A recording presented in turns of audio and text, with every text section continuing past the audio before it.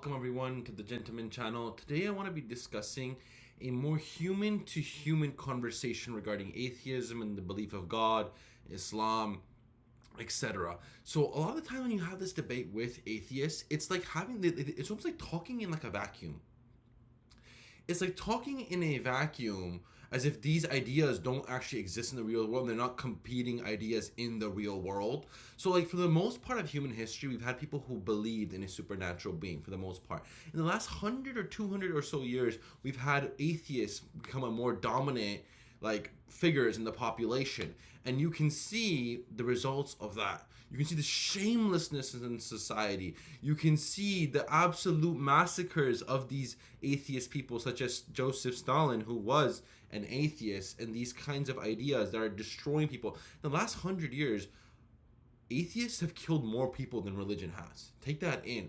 So it's not like we're having these conversations in a vacuum. Like, let's stick to the facts as let's be tethered to the facts as they're existing. So I want to discuss like a case by case study on a human level. What, like, we're not having a mythological conversation. We can see in real time what atheism is doing, what certain thoughts and what beliefs do to people versus other ones. Like, these is a marketplace of ideas, and we can see when you subscribe to certain parts, what that does for your brain, and what does this case by case basis in getting over all kinds of trauma, getting over all kinds of different things. And so the general theme of the situation really being, of the argument really being, is that atheism is just hopelessness. It's, as an idea for a human, it's actually terribly, ridiculously evil. And I think anybody that purports it is doing a very evil thing, because it brings hopelessness, depression, anxiety. There's no purpose to life. You have to worship yourself because it doesn't matter what's going to happen after anyways. Versus the idea of Islam, where there is a purpose to life, there is a reason to be alive, there is a reason to do good things for divine accountability, there is a reason for the masses to behave. And so we've seen what happens when the masses are not meant to behave and atheism is purported into society. We can see that the Western society is completely shameless and it's collapsing because of said ideas. So even in the marketplace of ideas, atheism are currently losing. So I'm like, what are you talking about? Like, this is not a mythological conversation, not a conversation in a vacuum. So let's get into this gentleman's life and see what he went through and how God and Islam played a role in it, and let's compare and contrast these ideas.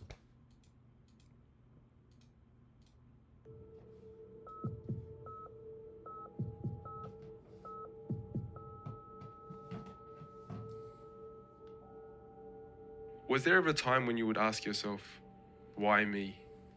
Or why did this happen to me? I do remember there was times I would spend time in the library and I would cry to myself.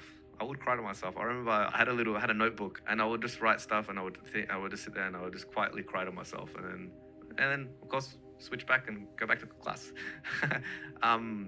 Thinking back at it, in the early 2010s, in that era, this is a big push of new atheism. Dawkins, Hitchens, and Dennett and Harris. This is their prime. Yeah, they're giving lectures at Oxford Uni. Their YouTube is blowing up. Books are going out. They're making it mainstream.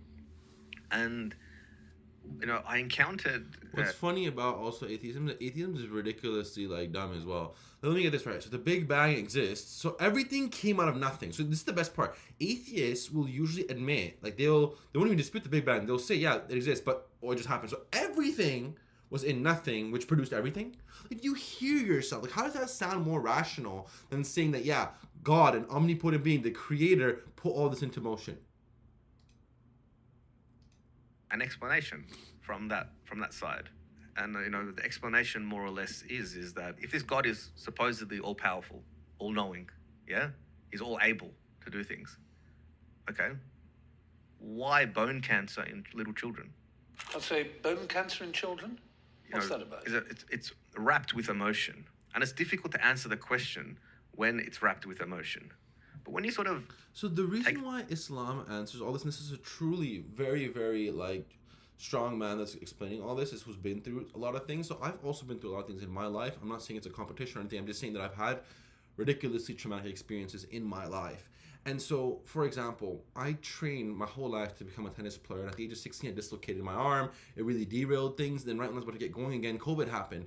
And so, like, as a true believer in God, the Islamic narrative and perspective is that we're here to be tested. God is testing us, and life is a test. And based off of this test, you're going to be either rewarded or punished in the afterlife. That's the general theme. And that's our North Star. So keeping that in mind, when you get an arm dislocation at the age of 16 off of a freak accident, and the reason I'm saying this because I can kind of relate to what he's saying, is that you sit there and like, why me? Why is this happening to me? Blah, blah, blah, blah, blah. But when you start understanding the larger perspective of life, that everything needs to exist in a good and bad. Good cannot exist without bad. Darkness and light, they have to exist together. Like, this is a spectrum.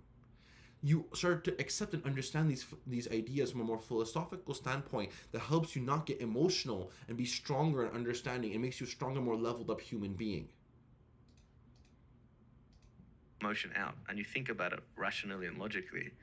I found that the Islam, the Islamic tradition, has got a really deep and deeply layered answer to this in ways that other traditions don't. And I say this is because often when atheists engage with this question and they caricature it, often they're responding to a Christian God and a Christian understanding of God. And the Christian understanding of God fits that caricature that they're responding to. And it's a total straw man to the Islamic tradition, right? So it's a total misrepresentation. Why? Because in the Christian God, he's all good. He's only all good. But in the Islamic tradition, we have this, Allah subhanahu wa ta'ala has revealed himself we have the 99 names. Like, it's clear and explicit. So for example, Allah subhanahu wa ta'ala is the all-wise. Yeah? Well, if he's the all-wise, then there's wisdom. And if there's wisdom, there's a reason. So the question here is what is that reason? And I think what happens is when we go through challenges... What a profound statement. What a profound statement. So I've seen this in my life time and time again. So God tests you because he wants you to grow. I truly believe that the love of God is immersed into your life through growth. God wants you to turn around and show him the strength, the beauty of what he's created. And that's how his love and his relationship with man to God is made. And so I've seen it time and time in my life when God wants somebody to grow. He puts an obstacle in the way, and the person doesn't really grow. And then eventually, if they don't continue going, then God drops the hammer and something really bad is going to happen where you're like almost like forced to grow. So I'd also take look at your life at your own peril. Look at these, ignore the signs of your life at your own peril. I've seen it time and time again in my own life, in my other's life, in my best friend's life. Difficulties. We put ourselves at the center of the universe. Yeah, we put ourselves in the middle. Yeah, in the way, and we say that if I was God, why did I let this happen? Kind of thing, which is what is termed anthropomorphizing God, right?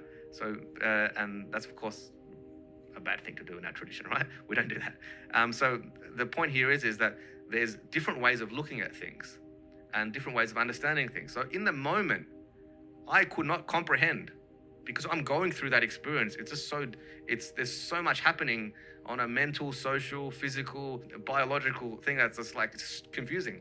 But when the dust settled, I could have this intellectual engagement with this topic better. And in doing that, I was able to appreciate the answer. And so the question was, what was that wisdom? If you talk to me 12 years after the fact, which is today, 12 years, I could appreciate the wisdom in so many ways, right? In fact, I would appreciate the wisdom so much so that if I had to rewrite my life, if God gave you a book in the beginning, and he said, you're going to be born and just choose how you want to live your life. Write down what you want and I'll do it for you. And I say this genuinely and sincerely. I wouldn't have it any other way, because what this has opened up to me is an opportunity. What a truly profound statement. Now, on the vice versa, imagine he was atheist. Oh, it doesn't matter. None of this matters. It's all useless, right? There's no answers. Relationships, realizations that could not have happened if I didn't go through those experiences. I can imagine that if this didn't happen, what kind of person I would have been. Like you can just, I guess, come to appreciate the wisdom of Allah subhanahu wa ta'ala. Like I heard one sheikh, he said it once, he goes, you see the pixel, Yes. Allah sees the whole picture. You know, with our limited understanding, as human beings, we need to acknowledge and understand that we do have a limited intellect. We do have a limited understanding of the world and how